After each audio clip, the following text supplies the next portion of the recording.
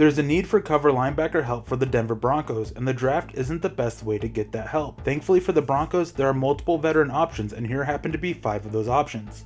Cory Littleton is an athletic cover linebacker, but despite being a little undersized, he doesn't miss a lot of tackles. Thanks to clean tackling technique, he has missed only 18 tackles in 4 years, including only 1 in 2019.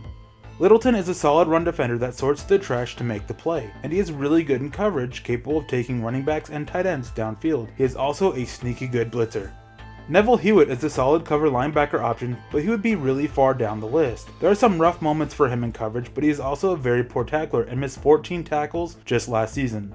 Hewitt can also offer up a lot of upside as a pass rusher, but it all comes down to his play and coverage. If he can be more consistent, he can be a really good cover linebacker, but the consistency just isn't there. Coverage linebacker is what Denver needs, and Campbell is another option to fill that role. His coverage is solid, but there are inconsistencies there that can worry NFL teams. His run defense is solid, and he piled up 40 total stops last season. If he was more consistent in coverage, he would be the best cover linebacker to be available on the open market. Bynes isn't the most athletic linebacker, but he is solid in coverage thanks to his smarts and understanding of positioning. He isn't quite what the Broncos are looking for, but would upgrade their coverage play.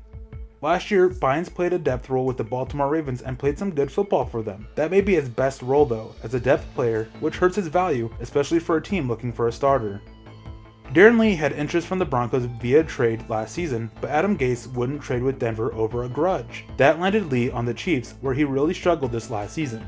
If Vic Fangio thinks he can turn him around, then that may have worked out in Denver's favor, offering him a cheap prove-it type contract to see if he can turn it around and play like he did in 2018.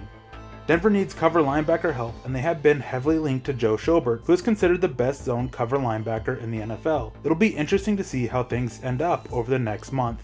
For Huddle and Sports Illustrated, I'm Eric Trickle.